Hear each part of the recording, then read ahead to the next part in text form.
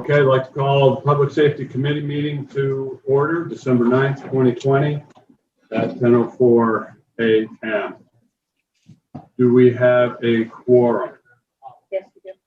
Okay, we have a quorum. We will have approval of minutes of prior committee meeting. Motion to bring that to the floor. Supervisor Scheffler, is there a second? Supervisor Driscoll, all those in favor say aye. Aye.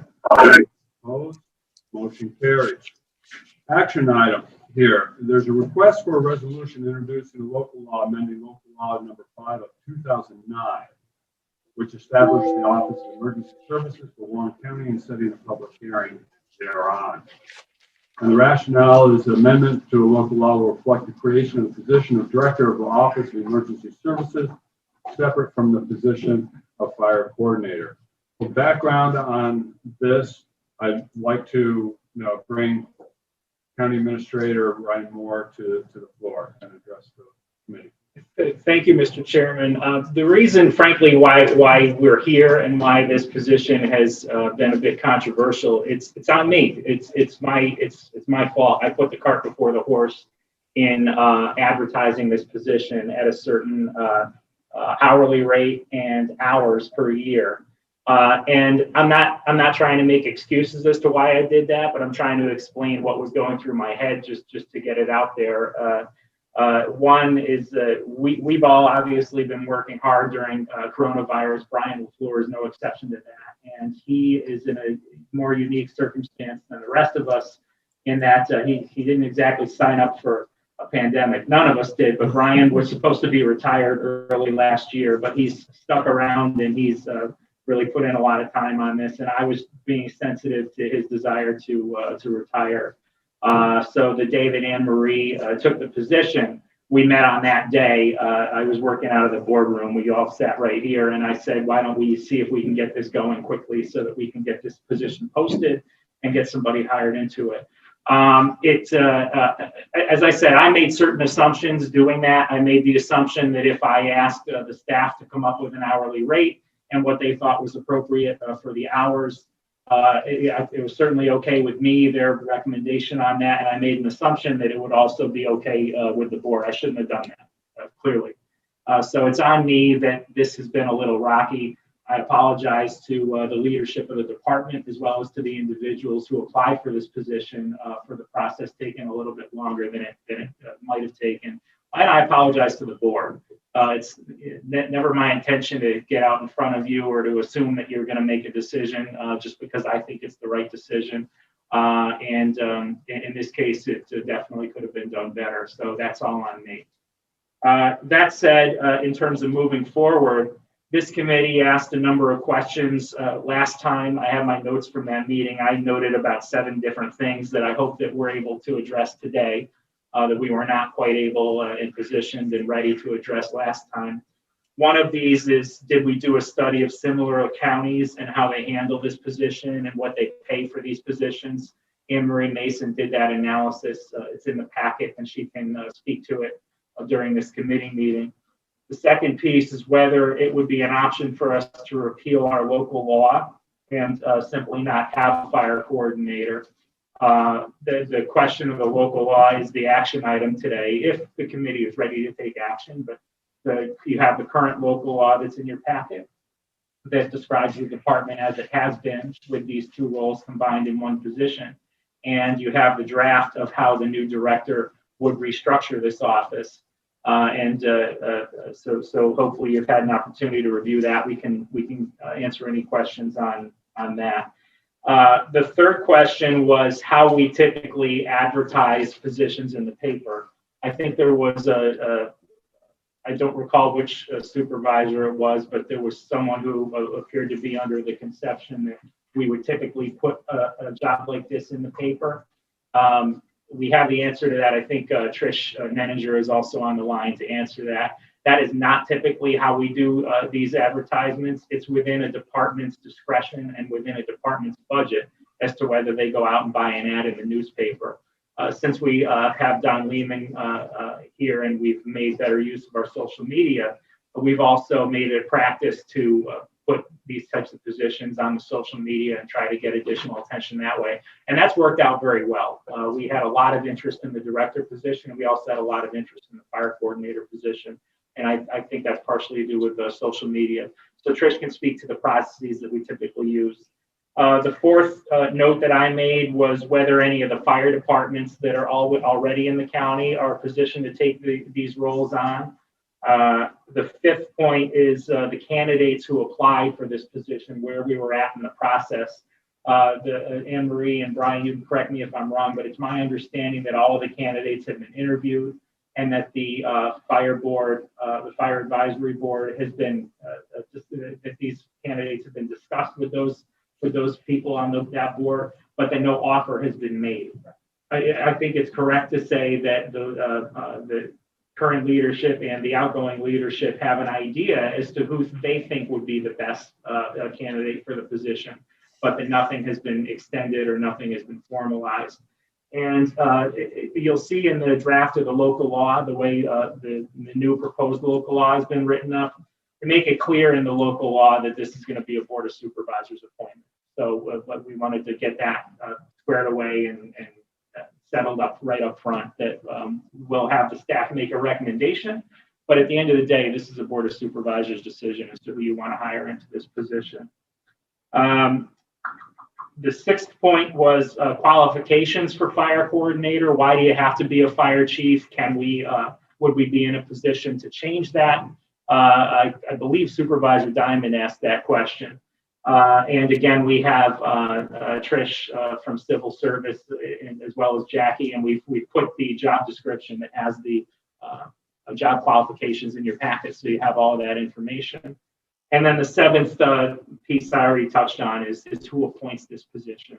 And again, we have in the proposed changes to the local law clarifying that that's a board of supervisors appointment. So that is my introduction and recap. Again, my personal apologies to everybody that's been affected by the helter-skelter nature of this. That's on me. Thank you. Thank you, Ryan. And Ryan's not the only one to take full responsibility for this process. The chairman of the Public Safety Committee also takes responsibility for the course of action on all of this. As we know, that as things shift and turn, it's always hard to get a straight road out of it. And we are at a point, as this process has gone on, to straighten things out. But it's what comes first, the chicken or the egg, has always been a discussion, and it's not always pretty, but I think we are heading in a very good direction. And since 2007 and amended in 2009, the local laws that established the Office of Emergency Services and its structure. Times have changed, and we are at a point now where these times require a different structure. And this is what is before you at this point in time.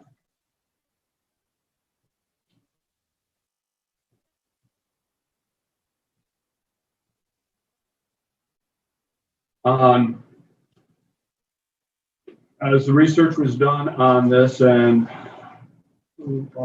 state laws come into play, we now have where the fire coordinator will be an appointment of the Board of Supervisors. I would like to stress very much that this is a very functional position, and it is not a political position. And therefore, I urge all members of the committee and the board to seriously consider the recommendation of the Office of Emergency Services, of the director, and their recommendation of who is best formed for this position.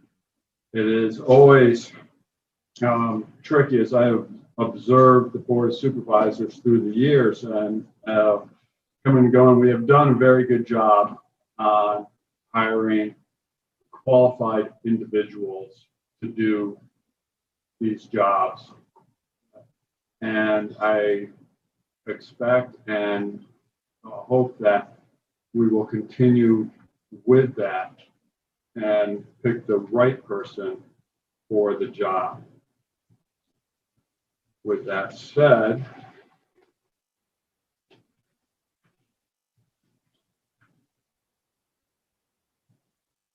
we'll need a resolution to introduce a local law amending local law number 5 of 2009. Who would, and that amended local law is before you in your packet. Motion to bring it to the floor. Just a point of order. And the point of order is, Well, before we talk about the resolution in front of us today, I mean, both of you have talked quite a bit about the process that led us here. I have a specific question that doesn't have anything to do with the local law. can we bring it up after we take care of the order of business? I'll be abstaining then because there's more information I need before I can make a vote on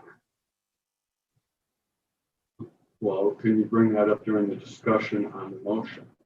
It won't be relevant, but yes.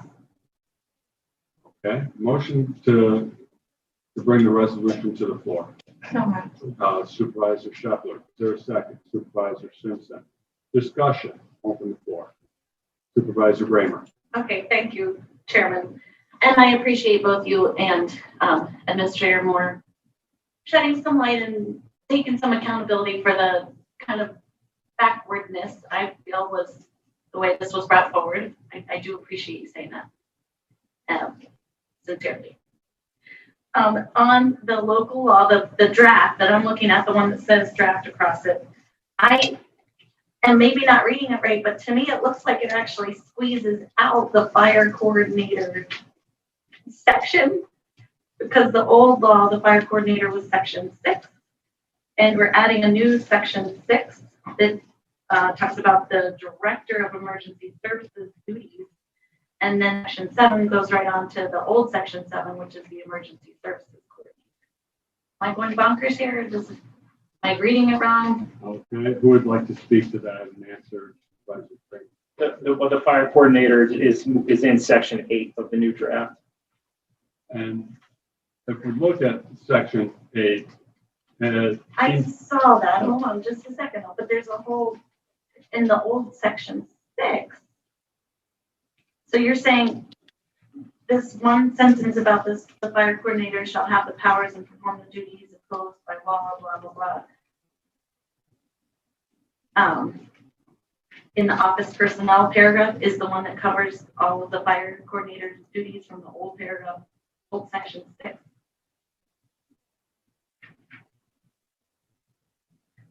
No, I think the natural disaster and civil defense is covered by civil defense, correct? Not by the fire coordinator. The old local law, the issue with the old local law is the fire coordinator is defined as the department head. So I think the old local law is speaking to Brian as fire coordinator, having administrative discretion over every aspect of the department. The new local law breaks that out, clarifies that the department head, the director of emergency services, has discretion over every functional aspect of the department. But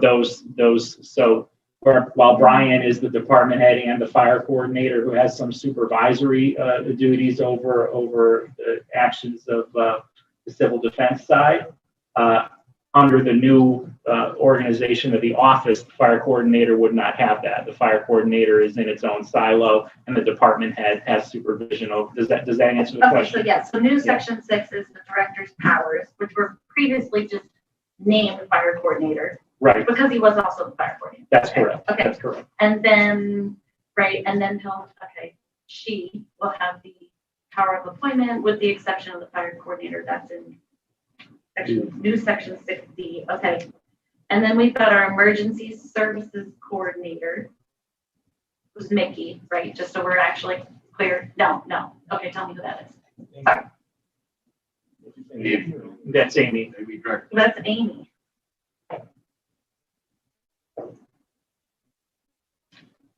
Okay.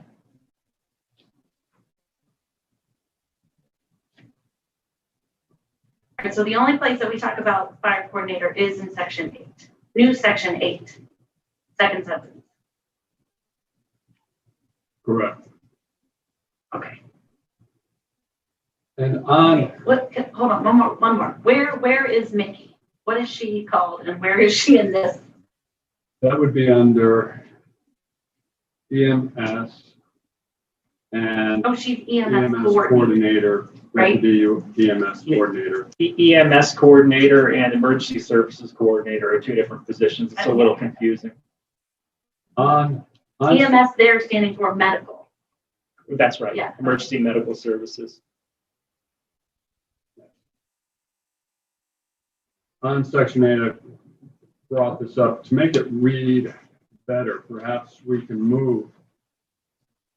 I'll read through here. Section 8, office personnel. Personnel assigned to the Office of Emergency Services shall include fire coordinator, deputy fire coordinators. So we skip two lines there. EMS coordinator, deputy EMS coordinators, and an office specialist. And then we move, the fire coordinator shall have all the powers and perform the duties conferred or imposed upon by law of the fire coordinator pursuant to County Law Section 225A, and shall oversee Warren County cause and origin team. Have that come down onto the end as basically a point of clarification, because Section 8 office personnel, this is a list of personnel who are under the direction of the director, but it puts in the exclusion there of the fire coordinator has some other duties conferred or imposed by law on them. Would that be right? Would that clarify this section 8? I see a nod from Anne Marie over there. Okay. Any other comment on that? That would just clarify that. Thank you. Supervisor Sieber? It just, you asked if there were comments on that. Is there a way to get a new organizational chart then? When we did the interviews, we were all provided with an organizational chart. And as I'm going through this, I'm still having trouble envisioning that. I mean, we don't need it today. I'm just making this decision. Yes, we did have it at our last committee meeting. The new one that has this new Yes. proposal? I have a copy. If would anybody like me to make copies? Could you put it on the screen or I no? wonder if we can. It'll be so small you won't be able to see it. I'll make it. But while she's making that copy, may I ask my other? Yes. Well, he's Thanks. I Supervisor have a Sieber. couple. I know that the last time we did that you wrote down all the questions and concerns that we had, and I was going to email you, but I was waiting to get some of that information back. Yesterday came out the agenda, and as all of us have been trying to get our minds around the mortgage tax issue and other competing interests between yesterday and today, I can tell you I have not read this word for word, trying to understand what you're asking today about amending a local law. So you today, so I'm going to ask a couple questions just on face value, because I still, I would like to talk to the fire advisory board or have some member of the fire advisory board talk to us. Just as an insider, maybe, someone can speak to that today, but who made the determination that this should be a board appointment? And once I see that flow chart, that organizational chart, maybe you could tell me what other positions are board appointments in that department, because I don't recall us talking about it. You made a very good point about that it should be functional versus political. And my concern is that Trish has worked very hard in civil service to make sure, of course, we've all heard the old rumors about civil service that, or the county jobs, you don't get hired unless you're related to someone or you know someone. And she's worked so hard to take that stigma away over the last decade with civil service and has done an incredible job doing that, which is why I asked about a universal way of advertising. But my concern is if this is the only other political or, appointment by a full board in her office, it does bear question. Typically our department heads are part of a political process. They are hired by a full board of supervisors and report to a whole board. So does that bring up questions about having someone work in her office that now doesn't report to her, but reports to the whole board? Okay. I think we certainly can answer this. And Ryan, do you want to take the lead on this? And Sure. Marie can add in. Sure. The answer to that question in terms of in the draft of the new local law, who made the decision that we would present this as having it be a board appointment? Me, because I sensed some anxiety about having staff do the appointment on our own. So that's what we're offering up. We wanted continuity as much continuity as possible between the old local law and the new local law. The old local law states that the fire coordinator, as the department head, is a board appointee. It also states that the emergency services coordinator is a board appointee. So I made the request that this draft that's presented to you today carry that forward, that the board of supervisors is the appointing authority for both of those positions. We don't have to do it that way, but I figured that would be a starting point for the discussion. So for clarification, is it by statute, the fire coordinator to be appointed by the board of supervisors? Is that a state statute? I don't want to give you the wrong answer on that. No, the county attorney says no. Okay. So this was really put in basically as a above and beyond for the board of supervisors to take part in. Yes, in the interest of transparency and having the board be involved. Hey, Marie, do you want to speak to how the fire advisory board has been included in any of this? Can we just stay on this topic for a second? Or you Well, want to go back and forth? I'll go back and forth because you put in a No, bunch but- of things in there and you had asked about the fire advisory board being included. So I think we can get this out of the way.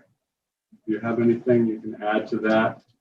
Yeah, well, the fire advisory board has been made aware of who all the Oh, candidates. yeah. They've been made aware of who all the candidates are. Anne Marie, I'm sorry, you gotta go to the mic so people on the screen can hear you. So, the fire advisory board has been made aware of who all the candidates were. They were given their names and they were given their cover sheets from their resumes. So they can make at least a recommendation about, who they thought might, be a good fit for the position. So, Brian might have a little bit more to add on that. What we did, obviously with COVID, we didn't have a monthly meeting, but we did have a conference call that was done just for the members of the fire advisory board. We minused out of that meeting those that are on the fire advisory board that are also candidates. I thought that would be a good idea. So what we did is we had sent the cover sheet for each resume and the list of who was going to run or who was looking for the position. And basically, we opened it up to the floor and asked each member that was on the call, number one, are you aware, do you know who these people are? That was the first question. We don't want you to make a decision based on people you don't know. And to a one, they said, yes, we are familiar with the people that are on the list. At that point in time, each of them presented a suggestion or recommendation and a first and a second. So there were two names. And that's where we went from there. Thank you. Supervisor Siebert, does that answer your question about participation in the process by the fire advisory board? No, it does not. Brian, how come they were provided resumes? To give someone a cover letter, I know that's just to give them a heads up on who the names are, but to make a determination for an informed recommendation to you, but I mean, I haven't seen the resumes or the cover letters, and I had asked for that at our last committee meeting. So was there just rationale behind not giving them the resumes that you felt? The rationale is very simple. When we have made a process, and anything we've done here is not to publish resumes, okay, to put someone's personal information out to the public. As soon as I send that to the fire advisory board, I have no idea where it's going from there. So we made a conscious decision that we were not going to send the resumes out. Hence the question that I asked first at the beginning of the meeting was, are you familiar with these people? And the fact that they said they were would mean to me that there was not necessary for them to actually have a copy of the resume.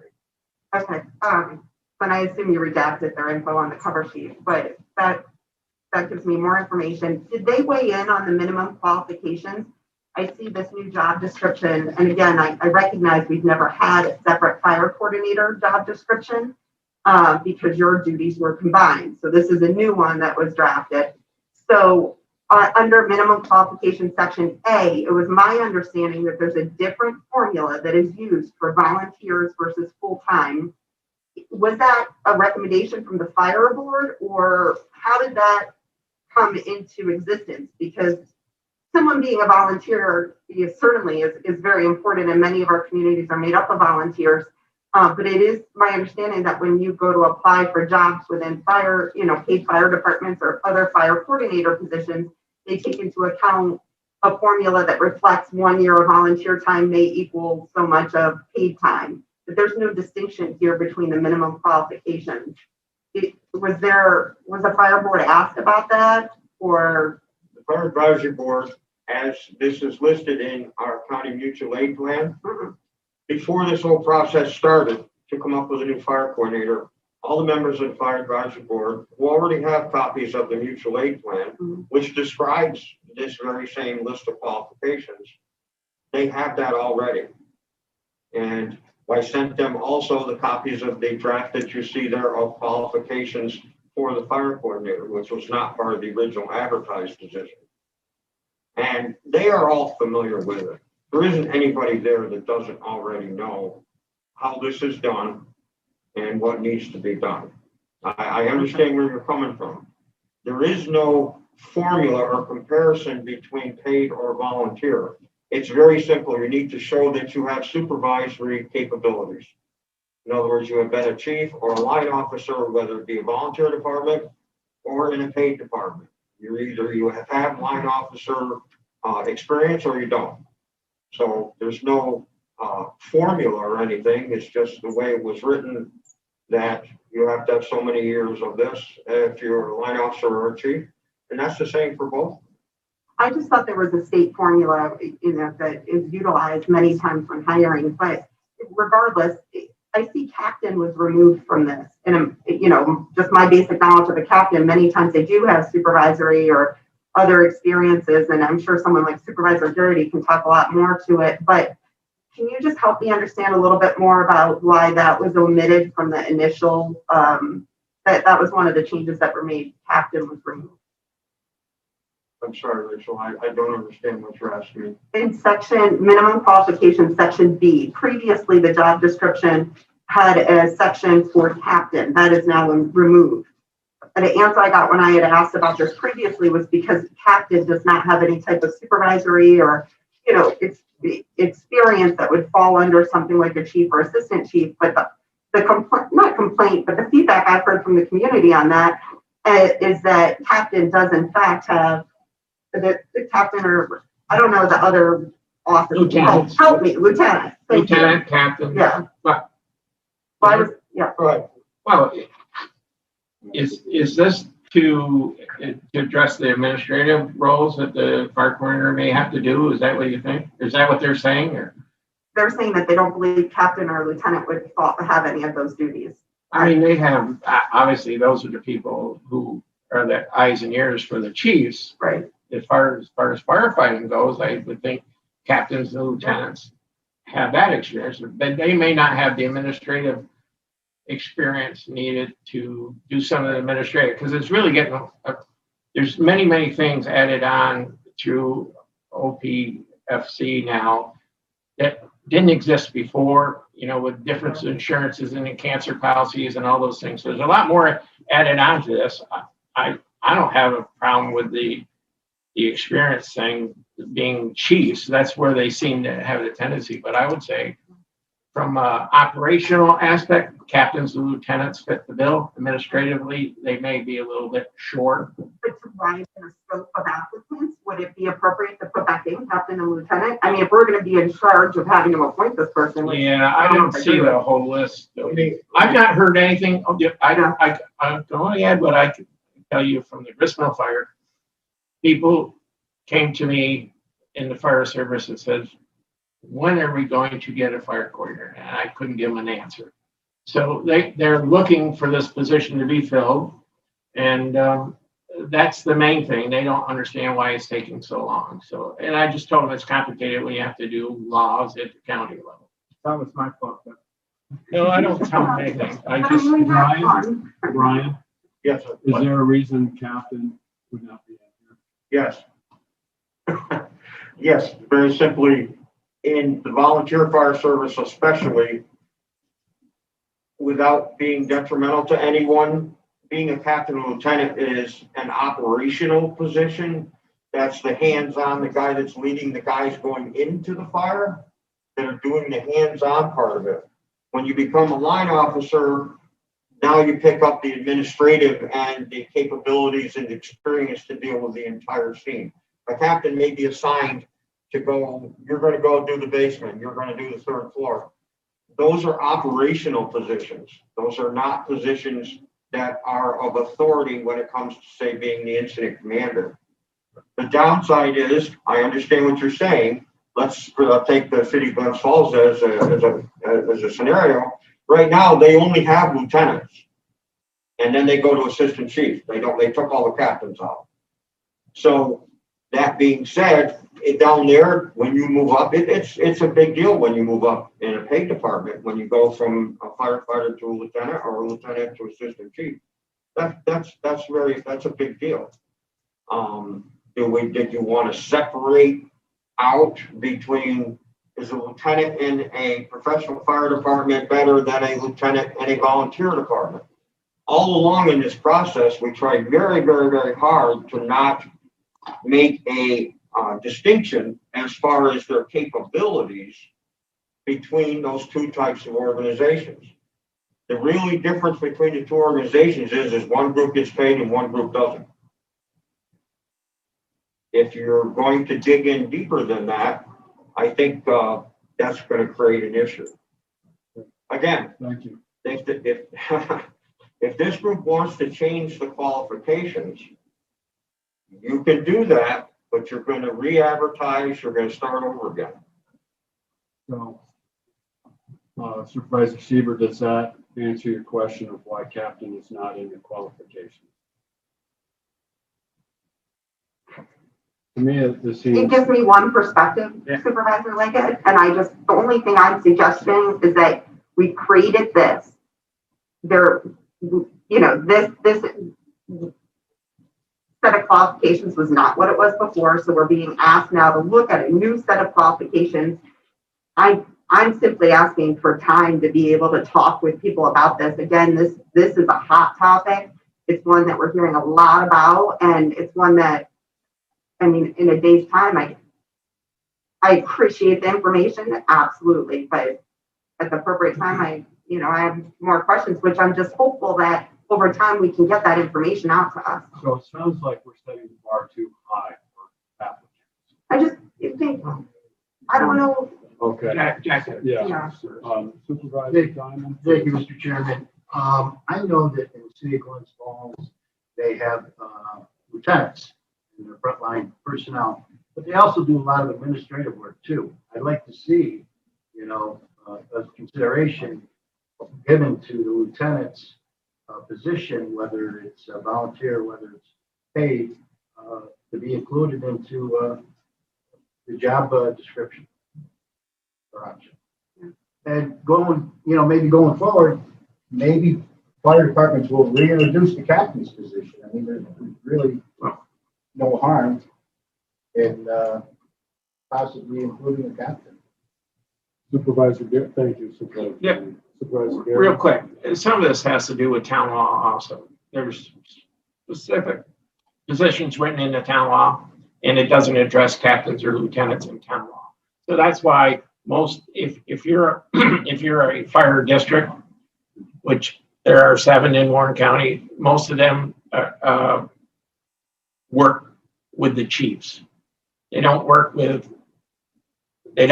control captains or lieutenants in a city department, but that's the way they move up, Jack. You're absolutely correct. But in volunteer departments, it is a stepping stone, but the law specifically addresses chiefs and assistant chiefs. So that's a little bit different. I have no problem with them adding it up. As long as you get a qualified person, that's what you want. And the ability to reach out to, a larger volume. You could possibly, yes.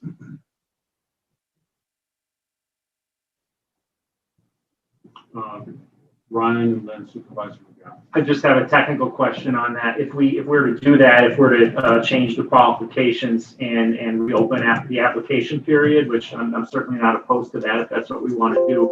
But my technical question is, does that give us any issue with the mutual aid plan, or is that allowable under the mutual aid plan? We would just want to make sure that whatever you come up with, if you're going to change the county's qualifications for these positions, we just need to make sure that it says the same thing in all documents. Okay. The mutual aid plan is, well, most of you have seen this. It's been 2017 since we've done a new one because we've been waiting for the state. The bottom line is the progression that is the fire coordinator builds a mutual aid plan. He takes it to fire advisory board. Fire advisory board advises what they feel they like, they don't like, whatever changes are made. Then it goes to the board of supervisors, board of public safety committee, board of supervisors. They approve it. Then it goes to the state of New York, and those can be reversed. Sometimes it's better taken to the state first, because if they have a whole bunch of changes, we don't want the board people to have to go through it all over again. And then it's issued out to all the fire departments, their administrative sides, their commissioners, and board of directors, and to the line officers. So that's the progression. We just need to make sure that any of those changes that we're going to make, that is in there. We have, right now, Emery and I, over the last week, have spent quite a bit of time on the mutual aid plan, updating and making sure that it is up to date to what is really going on today. And you guys will all have a chance to look at that before it's finally approved. So. Thanks, Ryan. Supervisor McGowan. Thank you, Mr. Chairman. As most of you are aware, at the beginning there, I was quite livid, I guess, to say, the direction we have gone, and I really appreciate Brian and Supervisor Leggett stepping up and taking a tad bit of the hit there for making the decisions. But since I've calmed down, I really have sat down with Anne Marie and Brian. I didn't go to the dentist when he was there with his mouth open because I figured I could do more of the talking then, but I did meet up after with him. But I have to say, I really have, and also speaking to Supervisor Leggett over this, I see the need of why we're going to do this, what is the involvement, and how we need to proceed. I do not feel that we need to bring in the lieutenants and captains. I think it administratively, this is also a major administration job as long as coordinating. And I think moving up there to the higher position of assistant chiefs or the captains or chiefs gives it a better perspective of what needs to be done on this job. But also working with Brian on our OES building and sitting down with Anne Marie and finding out. I feel comfortable with the draft that is being put forward here, and I really feel comfortable in moving forward because I know we have plans in the future, and we're moving toward this for a more of a regional EMS, and I think this is all going to come together in a really good department, and I'm very pleased to have Anne Marie as our director. She is and really it has impressed me even more every time I sit down with her, and I feel comfortable, saying goodbye, Brian. But I hate to say that, but I just wanted to say that. But I feel comfortable with this, and like I said, I think the process, we've taken some time, but I don't want to spend too much more time on it because it is really needed, and I think we have vetted the process well. Thank you, Supervisor Shepherd. Thank you, Mr. Chairman. My question here is, how many candidates were initially presented to the committee for this position, just using and utilizing chiefs and assistant chiefs, not doing lieutenants and captains. Okay, to the Office of Emergency Services, there were how many? There were eight candidates. Eight candidates total. And well qualified candidates. Yes, they were. Right. My concern here is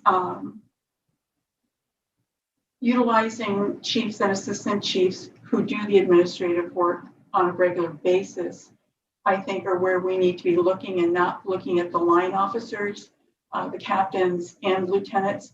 They're very important, don't misunderstand me, their jobs are extremely important, but they don't always have to do the administrative end. And I think we need to be concerned here with the administrative end of things and proficiency and experience. I would like to keep it just at chiefs and assistant chiefs and not include captains and lieutenants going forward. Thank you. Supervisor Seaver? Thank you. Supervisor Shuttler, you made some good points with that, but again, I'm not as well versed other than just, hearing from different members in our community about it. And I'm sure you have a lot more experience with that. And of course, I defer to those that have that experience. But in looking at this job description, I'm not comfortable in voting to rescind or create a new type of a local law today, anyhow. But I would very much like to have some of those documents that you asked us if we needed the last time. If I could please see a copy of the mutual aid plan and also those amendments that are being proposed. I know Brian just said he's been working on it. I'd like to see the previous fire coordinator position, which did in fact have some of that other language. I assume there's a very good reason, perhaps like Supervisor Shuttler mentioned, that was changed. But I know there's been a couple different versions of the fire coordinator position, none of which this board has agreed upon and voted on and while creating this. I'd also like to invite the Fire Advisory Board to participate in one of our committee meetings to speak to us about their concerns throughout Warren County. I'm uncomfortable with the salary. I think 26 or 25, whatever the salary is at now, is incredibly, I think it's high. But I also think that we need to look at our EMS, so that particularly, I hate to use Mickey Guy's name because I'm confused over the language here on what her position is, but I guess as the EMS coordinator, which to me would be equivalent to the fire coordinator. She doesn't report to the whole board, or is she appointed by the full board, to my knowledge. And also, if we had an opportunity, I mean, Brian's agreed to stay on as a part-time fire coordinator. So I think that position is filled, like we're meeting the needs of our community, but we rushed through this particular part of the process because we were all, a lot of those interviews for the EMS coordinator or director went on for months without the committee involvement. Once it got to the committee, more questions were asked about how we were creating that position. And Anne Marie, this is no reflection on you whatsoever. In fact, I think it's completely unfair for this mess to have arrived as you've come on board. And I really applaud you for your professionalism on taking on such a complex issue and working so closely with Brian, and for Brian to continue to do that. But I do think there's some questions that I still have about someone being a current officer in this position and if it creates a conflict. And I know Brian sent me some information about that, but to me, a lot of decisions have been, and perhaps a lot do need to be made behind the scenes about this. But when we start talking about this body appointing a position, I think this body needs to understand exactly why we're at this point, why the decisions have been made the way that they are, and be comfortable with that, especially with a local law. That's a tough one to then change if we get it wrong, as we're seeing.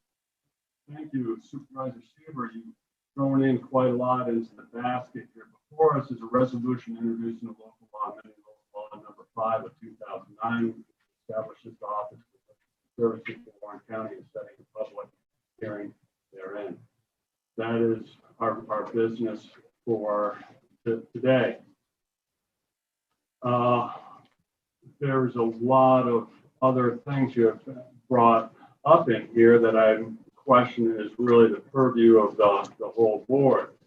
What was thrown in is that the fire coordinator is an appointment of the board. Personally, I don't agree with that. I think that should be an appointment that's done within the department itself. But that's before us in the board, and if it's because of discussions like this and how long this process has taken, I have concerns about the board of supervisors and the committee structure on proceeding efficiently. And anyway, Brian? Yeah, I just wanted to add one thing. Of the 8 candidates that we got resumes from and we interviewed, and we did interview and accept them into the process, was Lieutenant Hirsch from the city of Glens Falls. He is a lieutenant. He's not a captain. He's not an assistant chief. But we entertained his application anyhow, just so that we could see his documentation and also to see his qualifications. He has good qualifications. He was an assistant chief at Queensbury Central. So now he's a lieutenant now in the city of Glens Falls, but he was an assistant chief at Queensbury Central. Hence, we entertained his application. So to just blanketly say that we didn't include lieutenants is not necessarily the case. So I just want everybody to be aware of that those were the people that applied. Thank you for that clarification. Chairman Thomas?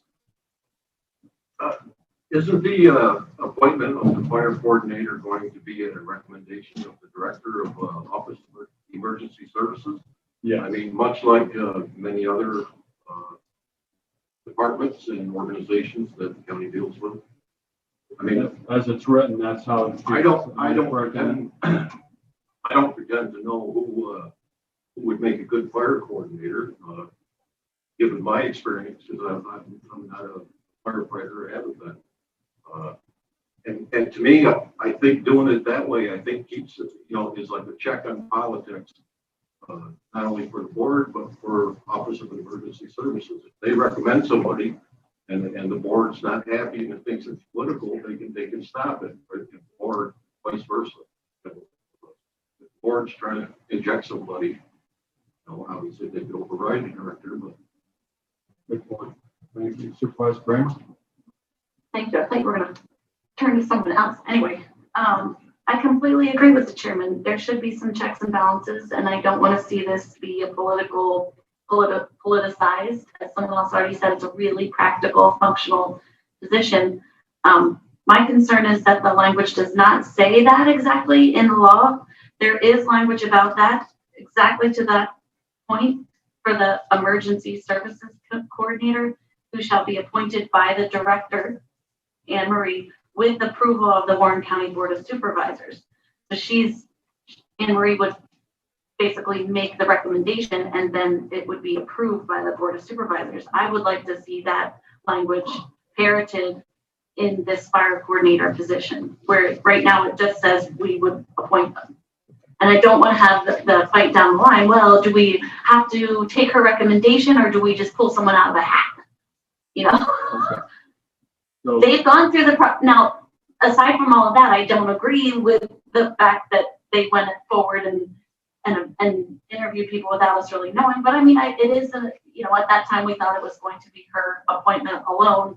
But I am a little concerned that we mentioned someone's name in public today, and that maybe we weren't entirely consistent about whether or not we're doing captains or lieutenants. I have no idea, so I don't want to. I defer to you, Supervisor Scheckler, about that, and even Supervisor Diamond has experience there, but I don't want to weigh into that at all. I just want to say we should be consistent. If we did let in a lieutenant, I don't know. Supervisor Kramer? Yeah. Section 6D, do you think that should be reworded? Have the power of appointment it's actually, paragraph D of section 6, where it says have the power of appointment for the positions created by the Board of Supervisors, with the exception of fire coordinator, which will be appointed by the Warren County Board of Supervisors upon recommendation of, or is there any revision to that, you think? Yeah, I guess that would be fine. I mean, in the section 7 right below that, position of emergency services coordinator who shall be appointed by the director with the approval. But yeah, I guess probably the wording of fire coordinator, because will be appointed by the board of supervisors at the recommendation of the, from a recommendation from the director, upon a recommendation. Do you want to just echo the same language below, or we can have it read with the exception of the fire coordinator, who shall be appointed by the director with the approval of the Warren County Board of Supervisors? I think that's fine. Okay. So that was one of my questions. And then the other one was about the salary being, more than twice the EMS coordinator, without really knowing exactly the duties of both of those positions. I'm very concerned that we are doing something that's not going to be fair to our existing EMS coordinator. And She puts in a lot of time, and I know she does a lot of it basically without being paid. Yeah, I mean, they've taken that. I shouldn't say that. She's getting involved. To not confuse a complex situation, I think those discussions for another time. We are here about discussing local law. We're bringing this before the board at a public hearing next week on the 18th. And let's affirm that we can make minor corrections to the local law as it's presented to us here. Oh, It's absolutely. still for the public hearing. As I said, those additions with the full board making the appointment, I suggested those go in there in the event that the board wanted. But that's why we're having the discussion. We're going to change the draft, and then the changes as reflected in this conversation will be what we would vote on. Thank you. Okay, Supervisor Seaver. Thank you, Mr. Chairman. Two things. Is there a way that we could make those suggested changes and then have another committee meeting so that we can discuss them and also hear from the fire advisory board? I mean, zero disrespect to any of to Anne Marie on this. It's just that this is a heavy fire experience position, and it would be great to be able to have, I know it's at the appointment of our director, but also that committee is set up. Perhaps there should be a member of the Board of Supervisors that would be part of that committee interviewing process, like Kevin Garrity, who has years of experience in the fire department. And before you weigh in on that, Kevin, I hope you say yes, or the committee says yes. But my concern, frankly, is that we just mentioned an applicant's name. I haven't seen a list of who applied. And I'm really uncomfortable with that. Brian just talked about, I'm sorry, may I finish? I don't mean to be rude. This is a problem. If people are applying, we've continued, in personnel, we've had this discussion. We've discussed this quite at length, and I'm trying to make sure that we proceed efficiently. To call another meeting to discuss, that you must to bring in 5 advisory board members on all of this process in front of the safety committee as well. To what I don't understand. Okay, again, please don't use any names of any applicants, because I think that's inappropriate in a public setting without their permission right now. And secondly, whoever's interviewing, I assume if this is changed or whatever the case might be, if you set a public hearing, we're going to want to show the public what the changes are that we've agreed on and continue to work through.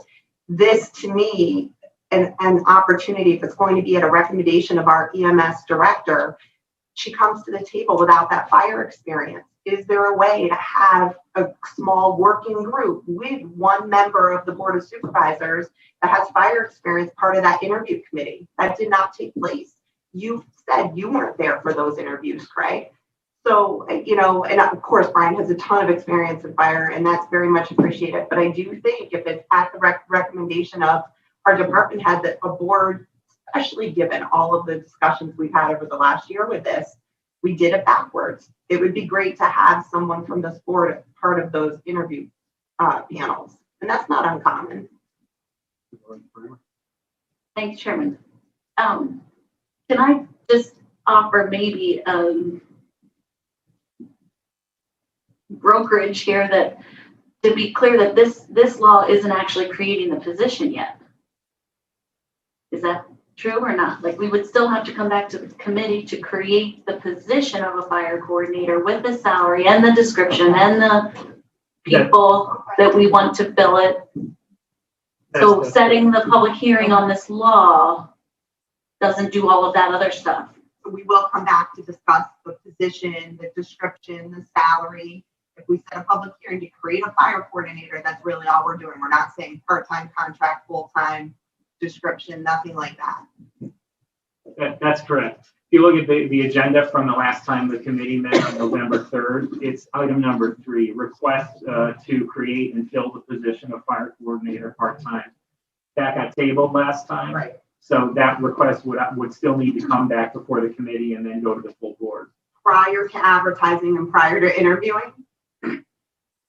I don't know that was, that's not what I'm saying. As for that position to be created, only the board can do that. I'm just saying it would make sense for us to know who what position we're hiring for, what those qualifications are, and what that salary is before advertising it. I mean, I think that gets to the chairman's point earlier where he characterized it accurately as the chicken or the egg. In my haste to get somebody appointed, I thought it would make more sense to get it advertised and get the process underway rather than wait until December 18th when the position's created to get that process started underway. But it turns out now as a result of the way I did it, we're waiting even longer than December 18th. Thank you, Mr. Chairman. Going back to a previous discussion on section 6D as in David, the suggestion I do believe was made to, have the power of appointment of a position created by the board of supervisors. We had also at that point in time, did we not suggest that the fire coordinator recommendation of appointment come from Anne Marie and bring it to the board of supervisors? Yes, it looks, from my understanding of the conversation, that the paragraph D would be modified to read, who shall be appointed by the director with the approval of the Warren County Board of Supervisors. Have we actually included that in this at this point in time? I didn't hear a motion or a second, or can we? Correct. Is there a consensus of the board to modify the language of the, any objections to that? Or none? Okay. Thank you. Yeah, thanks for that clarification. Not to muddy waters, what are we just doing? We're just creating a local law to appoint, and then we're gonna go through the qualifications between when it comes back? Is that what we wanna do? Is that what I hear everybody wants to do? Right now for us, Just to create a law. local law that outlines the structure of the Right, and then all this other stuff will be vetted to the committee one more time. Create for the true qualifications. Okay. Supervisor McGowan. Not McGowan. Didn't this happen At least it's before? nice to see the men support the men. Supervisor Wild. There we go. Thank you, Mr. Chairman. My question is related to why we did this, how we got here. Our administrator just mentioned that the idea was to short cycle this to get a position filled quickly. It sounds like we're delaying those decisions. Is there anything we can do within the structure of the discussions that we've had today to short cycle this so it happens quickly? I think we could untable the resolution and bring it before the committee and establish the intent to fill, establish the position to fill. So, correct me if I'm wrong on that. Yeah, that's correct, but I would ask that there's a couple of discussion items on here that are intended to better inform the committee's decision on that. So I would, if that's what the committee wants to do, I would urge you to go through the discussion items here to better inform that decision. Okay. Supervisor Brown? Well, I would say to that, Supervisor Watt, I think that our urgency now is lessened because Brian has agreed to stay on as far as I know. Sorry, Brian. He's hanging on there. The other thing I want to say to Supervisor Garrity's point is that we probably should have amended this local law before we even hired Anne Marie. So we have to clean this up first before we start adding any new positions, if you ask me, and go through what Administrator Moore says. I would like to see us do this first. The law, Yeah, get the law fixed and then go through it. and then go through the other part. Yes. That's what Supervisor Seaver's saying. Yes. Yes. Any other new questions or discussion regarding bringing the local law with the minor modifications to the language for public hearing next week? Okay, I will call the question. All those in favor, say aye. Aye. Opposed? Aye. Motion carries. Okay. On to referrals, pending items none. Information for discussion review. Number one, county administrator comments on fire coordinator position. You covered some.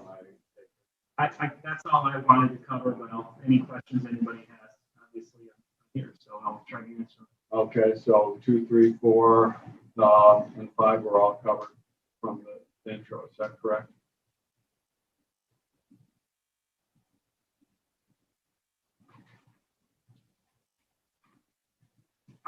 I covered number one. We have a few other people that if there are questions can speak to the rest of them. Okay, so let's go to number 2. Are we required to have a fire coordinator? I believe the answer is yes. Anne Marie, would you like to answer this? Sure, yeah, so, I've had some time to do some research on that, and what I found was there is a need to have a fire coordinator, because the fire coordinator oversees the mutual aid plan. And it's also needed to work with state fire when the state mutual aid plan is enacted. At that particular point in time, our fire coordinator would become the regional fire coordinator. So it is definitely a necessary position. Fire coordinator also signature is required on our hazmat grant. So it's definitely a position I think we need to fill or to have. So the other thing I also did was we went into New York State, and there's 62 counties in New York State. 57 of those counties have a fire coordinator. The other 5 counties are downstate, which are covered by FDNY. So every single county right now in the state has a fire coordinator. So with that said, I think it's definitely a necessary position to have within our county. Yes, Supervisor Brown. My question earlier was from more of a legal standpoint. I understand what you're saying, that we, need one from a practical standpoint for the grants and other.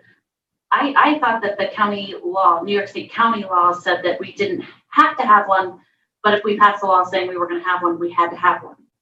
Is that right? Did you get any counsel from the attorney's office about this issue? Yes, we did speak about it, and within the county law, under the New York State laws, it does indicate that the county can create fire coordinator position. We may, but we mustn't. Yes, it does say we may, yes. Okay. So we don't have to have one per county law, but you're recommending that we do have, should get one, have one. Yes, it's definitely a focal point of contact for state fire as well. Anytime there is anything going on, they do reach out to the county fire coordinators. And the county fire coordinator is also a conduit to all of the other fire agencies within our county as well. So, yes. Supervisor Seaver. Thank you, Mr. Chairman. 2 questions. Does the Fire Advisory Board recommend that we have a fire coordinator? Brian? According to state law, the fire advisory board is appointed by the fire coordinator. So there would be no advisory board if there were not a fire coordinator. That is correct. Could there be a fire advisory board if there wasn't a coordinator? Who would appoint those people? I don't know. I mean, there's lots of groups that are. That's why the law says it'll be appointed by the fire coordinator. The only proviso that it has in there is that the fire coordinator must make sure that he spreads those members out across the county. Can't have only one person per agency and be on the fire advisory board. You couldn't have 2 people from the same fire company on the fire advisory board. So even more important than for, hopefully we'll hear from our fire advisory board members at some point during the committee meeting, if they are created because of the fire coordinator position and having a public hearing. I certainly hope we're going to hear from all of those in our fire departments that reach out and And I don't know Supervisor Wild, the impression I get from them is they're not anxious to hurry up and get this done. They want to get it done right. So I would encourage any of them to contact in Queensbury in a way, the supervisors in Queensbury to share their concerns. So that answers my question of the fire advisory board. The fire coordinator, per the same state law, says that the fire coordinator is the liaison between the fire advisory board and the board of supervisors. So if we have a public hearing, right, we just voted to set a public hearing for the December meeting. Is that correct, Brian? Is that when that would take place? I think the public hearing for this one would be in January. It would be in January. Yeah. Okay, and at that when we have a public board hearing or a public hearing like that, do we then have to vote on it that day? Or can we take into account all the public's comments and vote on it the following month? I mean, will we have a chance to digest that? The way we typically handle it is we have the agenda for the board meeting that lists all the resolutions. Right. We'll have a resolution for that day that's already part of the agenda, right, adopting it. But a resolution can always be tabled. So if we hear enough from the public and we still have concerns, I guess then we... Sure. You're never forced to vote on anything if you're not comfortable voting on it. You could always table it, is what I'm saying. Yeah, it's long. But in order to get it onto the agenda, there's a process for that where it's got to be public information a certain number of days before the board meeting. I think it's a Tuesday before the board meeting. And if it's not on that agenda, then it requires suspending the rules in order to get it on the agenda. So if you don't want to vote on something that's already on the agenda, it's a table. So given all the emphasis we put on social media versus traditional advertising, is there a way, instead of just the traditional few days, that we can also get the word out to our community that this is going to be a public hearing and what the local law will be ahead of time, even more so than just a few days, maybe utilizing Don? Absolutely. Okay. Absolutely. Because that would be helpful, I think, for our community to digest that a little bit more. Thanks. Okay, thank you. Is there anything else? What happened to Craig? He stepped out. So I'm actually chairing a meeting. I'm not thanking you again, then. I was hoping for that. Okay, Mr. Chairman, Mayor. Sure. Could I get those other documents that I asked for, though, to Mr. Leggett? Can I get copies of that information? Sure. Can we send it out to our committee members? I'm going to make that decision, yes. I will. Can I get a list of that, please? For what you need? Can we all get them? Okay. They're public documents. I don't care, but I need to know what you want.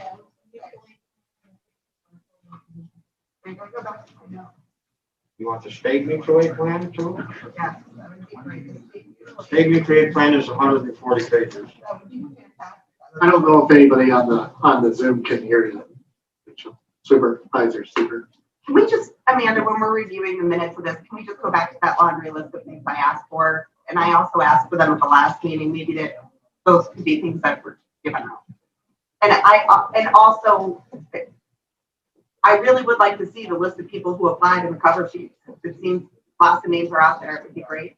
Very happy to turn over the chairmanship to Mr. Leggett. Matt just agreed to just, Matt said he's going to personally take care of hiring the person while you were gone. Thank you, Matt. Glad to be of assistance. You know what? I appreciate the discussion that happens in this committee. I was reviewing our last committee meeting, and through all the discussion, there's a lot of things that are brought up for the transparency, inclusion, making sure that decision makers and stakeholders are all included. This all leads to better decisions being made. But in my 5 years on this board, I consider myself still pretty new, but have seen heads of departments, commissioners, all hired with a lot less fanfare than for an administrative position of fire coordinator. I am not understanding the problem with our process to date, and I fail to understand the the real need behind some of these requests of bringing in a whole fire advisory board, having a whole committee review all of the applications and such. If it can be presented to me of how this fire coordinator position is different than others that have been brought before our board, I would maybe more amenable to all these requests. I do feel these requests are above and beyond and not necessary. Supervisor. No, thanks, Mr. Chairman. I'm glad that you asked that. The last time we hired for a fire coordinator, it was Brian LaFleur, right? He was the fire coordinator and the emergency services director. It's huge shoes to fill. And so when you guys back in 2019 decided to move forward into 2020 on how to hire and fill those shoes, there was a lot of discussion around that and what that would look like. At the time, fire coordinator wasn't even in the mix. And because it's been such a long process of trying to get not only the Civil Service Commission on board with cleaning up those job descriptions and what that entailed, we multiple times heard Brian at the interview process talk about the differences between the two positions and what he's done. I mean, back then there was discussion on, do we split them up completely? Do we hire 2 full-time people? What's the salary? Everyone has spent a lot of time in being involved in that. And the impression we got after we hired Anne Marie was that we would take our time, we would look at this position, we would figure out what works best, but we did have candidates that fit the bill for both. Because it wasn't advertised that way, that's not the route that we went. There were multiple reasons in that. So I do think this is a little bit different because I don't know, we've never hired a fire coordinator or created that position before in and of itself, which is what's so different about this. And it's also now establishing a local law, which we don't do for the majority of our positions when we rehire. So I do think that there's been a lot of good reasons for why people want to be up to speed on it. And I'm sure, Craig, you get a lot of questions in Chestertown about this, but I got to tell you, in Queensbury, in Glens Falls, this is a topic that people want to understand. Why is it so different right now between the EMS piece and the fire piece? And also, they've come to really, I mean, I'm sure, Anne Marie, you're getting a welcoming response from our communities. But one of the concerns is what's going to happen, you know, with this fire piece and how are things different? It's about constituent services as well. So I think that's why you're getting so many of these questions. But Brian, when were you hired? How many years ago? As far as the director of fire coordinator was 2007. Yeah, I mean, Before that, I was 12 years as deputy coordinator. I think it's fair for this stuff to come up in the way that it has. I don't think it's unfair. I think it's challenging for you as the chair of the committee, and for that, I apologize, Craig. I know it's a lot of information, and Brian's been very helpful with getting me some, but just with the stuff coming out last night, I apologize. The time just wasn't there to be able to adequately review it, but I'm glad we've got the motion for the local law. This is what the board wants, to do a local law to create a fire coordinator position. In the past, we haven't done that. I think it's important that you understand the fire coordinator position exists. That currently does exist. That's me. And if you follow where we are right now, using the existing law, the fire coordinator appoints the director. Okay? Which I did the other day to make that legal. What your amendment is right now is creating the separate position of director. It's not creating a position of fire coordinator. So if you read the rationale under your agenda, that's what it says. Am I wrong? You are correct. So we're spending a lot of time worrying about creating the position of fire coordinator. The position of fire coordinator exists in Warren County. There's no other way around it. That's the way it is. Say that one more time and just slowly for me, for everyone else. The position of fire coordinator already exists. What you have done is we're splitting the director job away from the fire coordinator. The fire coordinator, per the existing law, says that the fire coordinator appoints the director. So back to Supervisor Bringer's point, back in January, then we should have done just this. And I brought this up last January. the fact that this law needed to be fixed. Well, maybe that's why then. Hence- That's already. Hence a little bit of my frustration. I'm waiting, Brian, I'm with you. I will tell you, we continue to say, well, that's okay, Brian, I'll keep going. There is a limit. Okay? I'm trying really hard to do what I can and to keep moving along. But when my teaching job opens back up again, when they start allowing people to move around, that'll be the end. So, I think people need to understand that. The coordinator, fire coordinator position exists. It's an important position and it needs to be treated that way. And I think right now, with Anne Marie and I working together, I think it's working very well. So we need to keep that going, figure out how we're going to fill that position and make that happen. Okay? Thank you, Brian. Supervisor McGowan and then Director Mason. I just, hey, on a happy note, I do want to say that the OES building is active.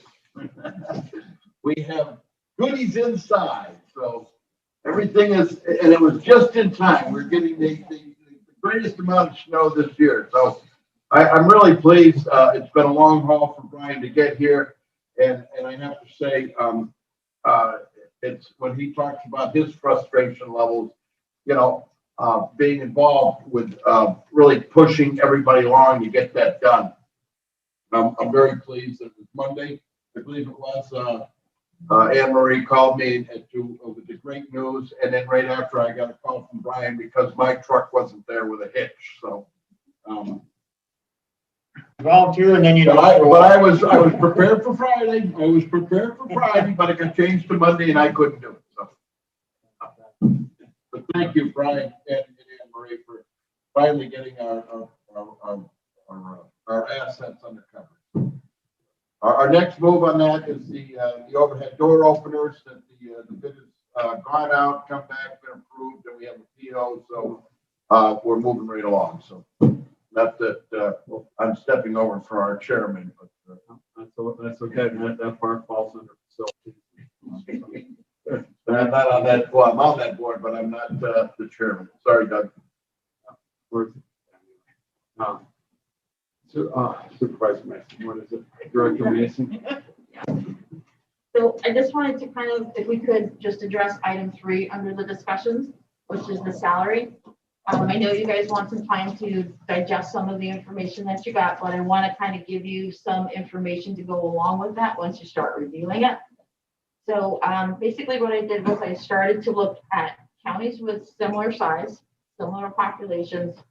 To go with that, I also looked at contiguous counties as well.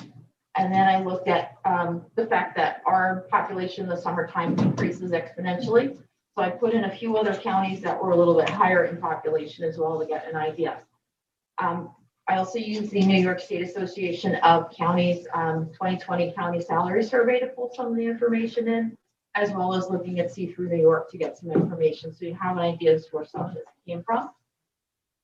From looking at it, there's really no way to do an apples to apples comparison because so many counties have different structures in their OES offices, the way they've got titles set up. So it wasn't able to come up with something that was very simple apples to apples. So one thing I wanted to mention is in the salary survey, the titles did not match up with the county title. So there's a little, you got to put a little intuition into looking at some of the numbers that are on here.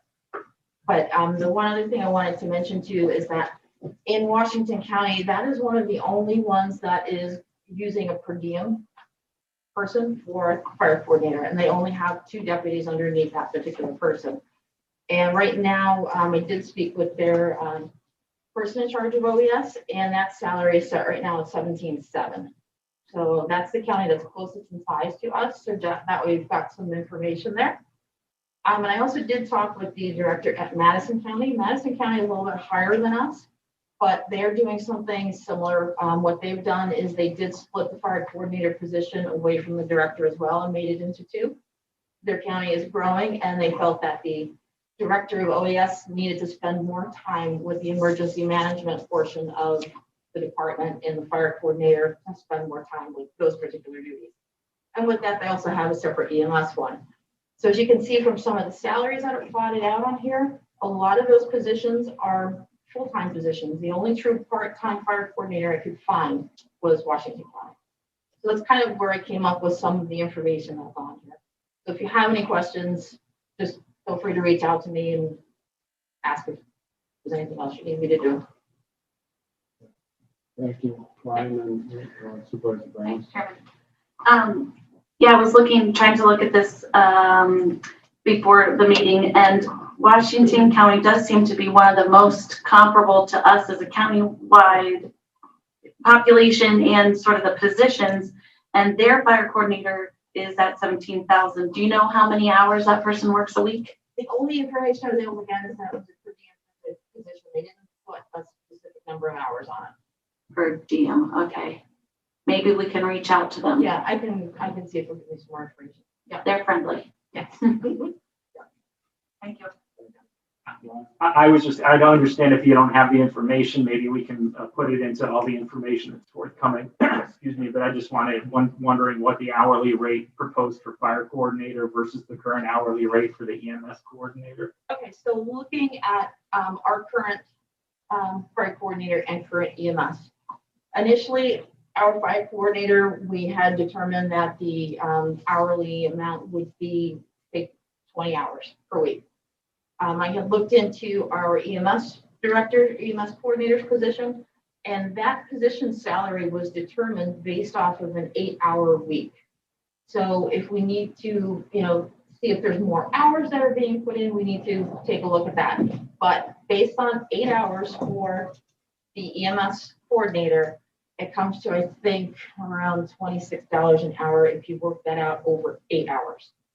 For the fire coordinator, if you work their salary out over 20 hours per week, it comes to about the same thing. They're around $25 an hour, $26 an hour. So, part of our discussion then needs to look at how many hours a week are we looking at. And the idea is that this would not be a set 20 hours, that it would be a flexible up to, let's say, or depending on requirements of the time. Right.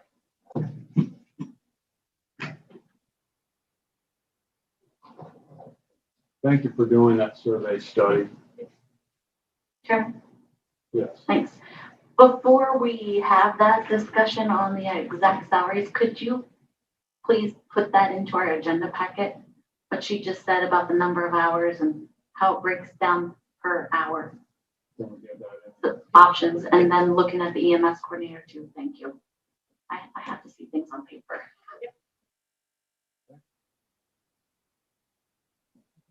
Discussion item number 4, county policies and practice on advertising open positions.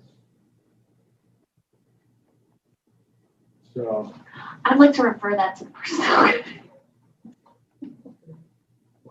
consider that. Okay, recruitment activities thus far in discussion on forward. So to recap, the committee has tabled a resolution to establish and fill. And we would need to bring that back onto the table. I'd like to do that at our next regular meeting, if not sooner. And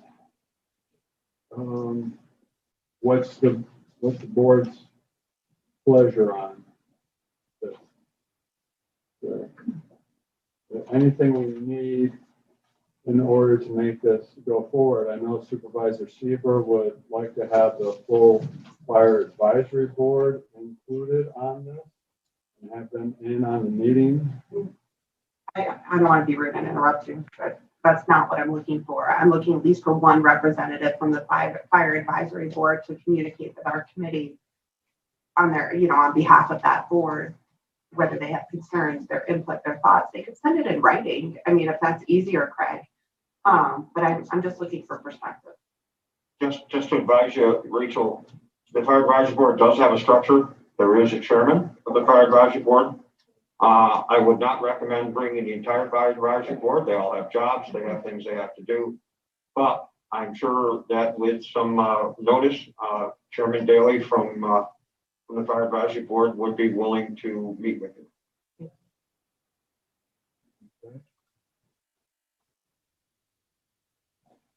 Would that be possible then, Mr. Chairman, to have that included at our next committee meeting in January? To have fire advisory board chair Or representative. Right, or representative.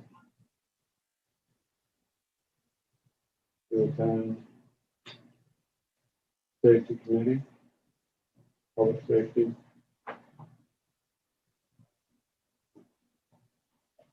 And this would be for the discussion of fire coordinator.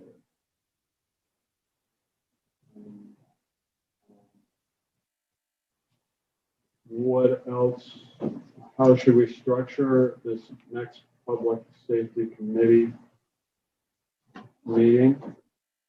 The discussion on fire coordinator position.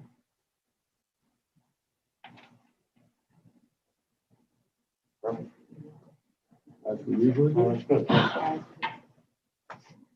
What else do we need to have in place so that at our next committee meeting, we are able to take action?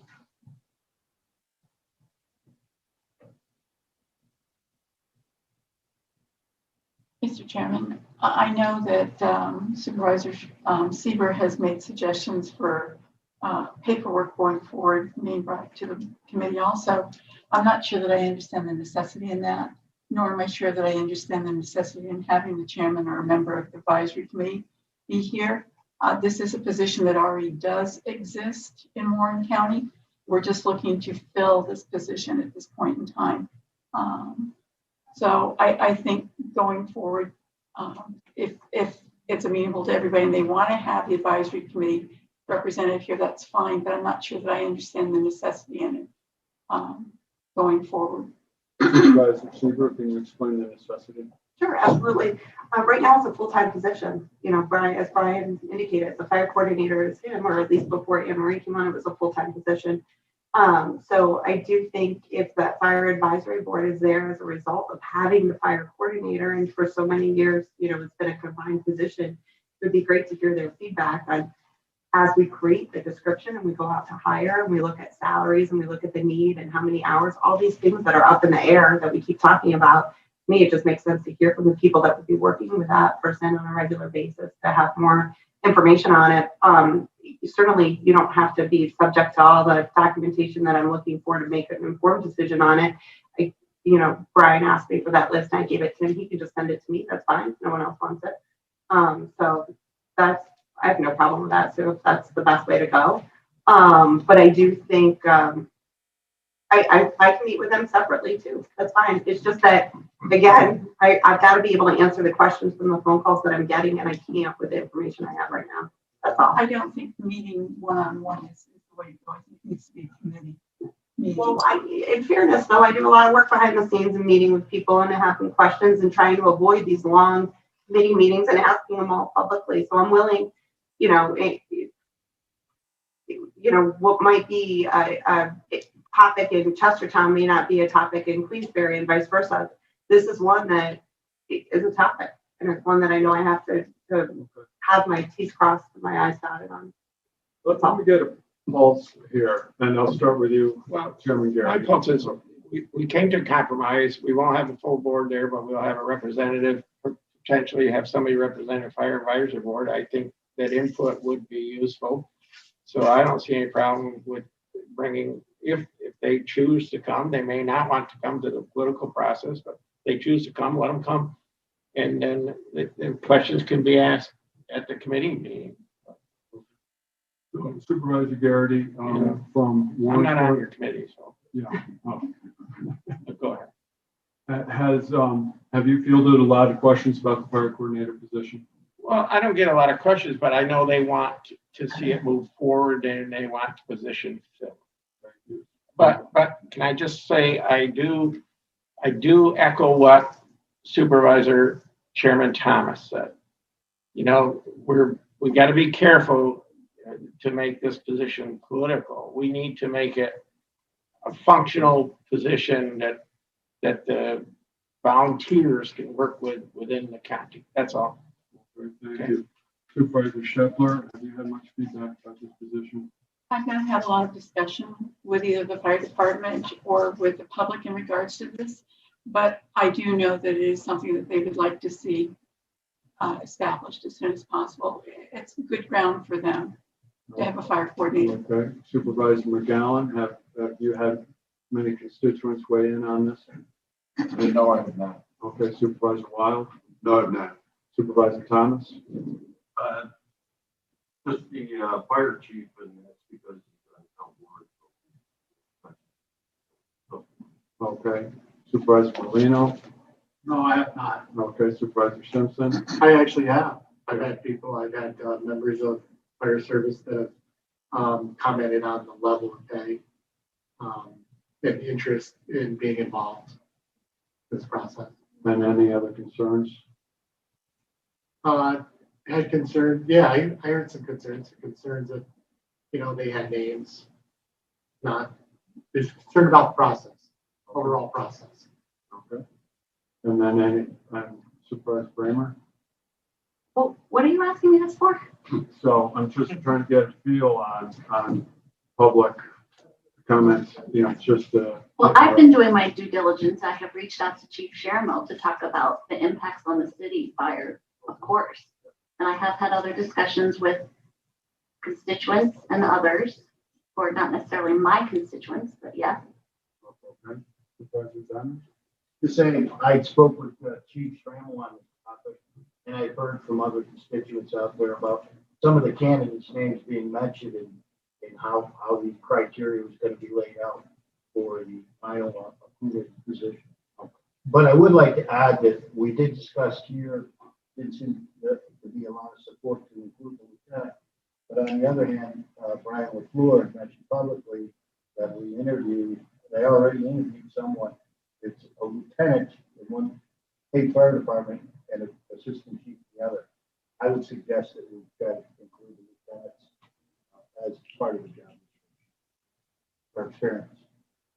On Zoom, thank you, Supervisor. On Zoom, Supervisor Driscoll, any feedback from the award? You're on mute.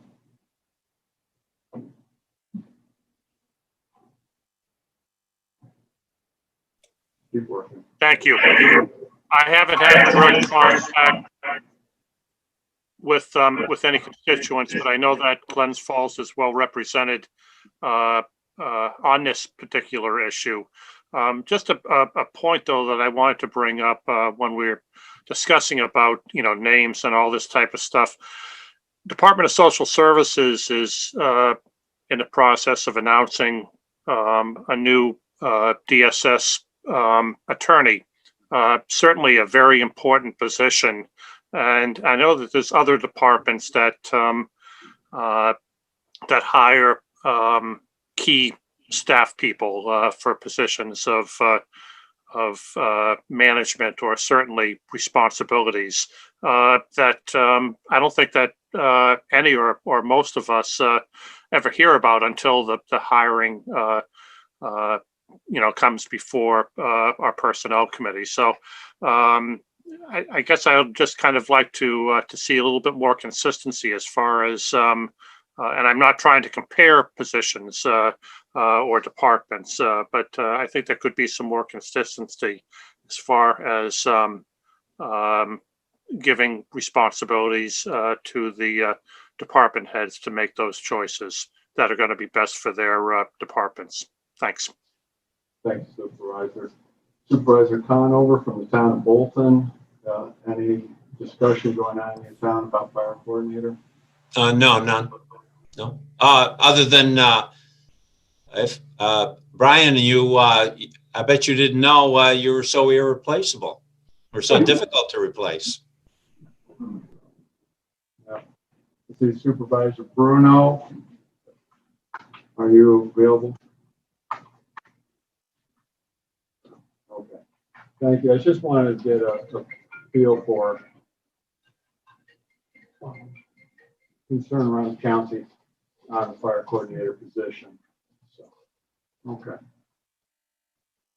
Before us then, as we go forward, we have in our packets the fire coordinator job description. Is there any recommendations from our committee to modify this description at this time? We have mentioned about the captain and lieutenant. Yes, Supervisor Seaver. I thought we just agreed that we were going to go out with a public hearing, and then our next committee, we would come back and talk about the job description. You want that done today too? This is it. I don't want to come back to a meeting and have comments. You know, we should change this about the description. So as we're preparing for the next meeting, I think it's fine to ask, is there anything that the committee would like to change on this description at this point in time? Yes. I like to change the salary and the hours, but all that is based on talking to Anne Marie and all. Okay. Wait a minute. Wait a minute. No, please let me Supervisor Seaver, bring it back in. I am asking specifically about the job description. Supervisor Leggett, let me be crystal clear then on it. I don't appreciate the little survey that just went around this board to determine whether or not people really heard from constituents in our area. I know the public is watching this YouTube live feed. I certainly hope at the public hearing we hear from people, and I hope that all of those involved in fire departments reach out to every single elected representative to the point they have concerns. But I think it's unfair to get a job description, a proposal last night, and then also ask for information to make a good informed decision about it. We're modifying a position. Where is the old job description and the rationale of what was changed from the previous one to the new one? That would be very helpful. There's a previous job description that was sent to me in January from civil service. What I've asked for a couple of times is why those changes? What was the rationale between making those changes between the old one and the new one? She's still on. Or Jackie, can either of you describe the changes that have been made, or Ryan? Trish is on. Trish? Yeah, I'm here. I'm sorry. There was a discussion between the changes on fire coordinator job description from January 2020 to December 2020. Can you explain anything? Yes. There's an old job description from, I believe, 1964. And when I sat down with Brian and what we typically would do is go through the old job description, look to update, particularly something that old. We basically went with the minimum qualifications that were already approved by the mutual aid plan. There wasn't a lot of discussion about changing it because that was what was in place already. We certainly can go back and look at it. There's nothing keeping us from doing that from a civil service perspective. But there wasn't a lot of discussion because those qualifications were already in the, my understanding at the time was an approved mutual aid plan. So if we want to go back and look at them again, I'm happy to do that with everybody. Okay, so I'll have some questions here. County fire coordinator, where we have all these major headings: general statement of duties, distinguishing features of class, examples of work, full performance, knowledge, skills, abilities, and personal characteristics, and minimum qualifications. Those have all been obtained through what process? We updated the old description and tied it in. I did it in close coordination with Brian, tied it into the mutual aid plan. Okay. So that there's consistency then between. That was the plan. Okay.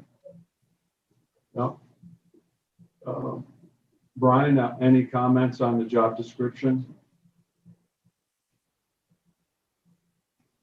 The job description, as Trish just advised, when she and I sat down with it, I was asked to provide a list of what the fire coordinator does.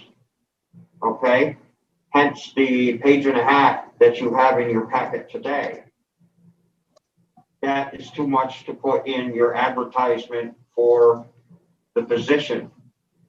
Hence, that was brought down, boiled down to a point where we could at least indicate what the job was about and therefore bring people in and then compare them to the list of the actual duties that are required. Does that make sense? Thank you.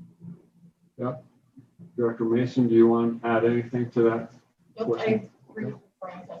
Thank you.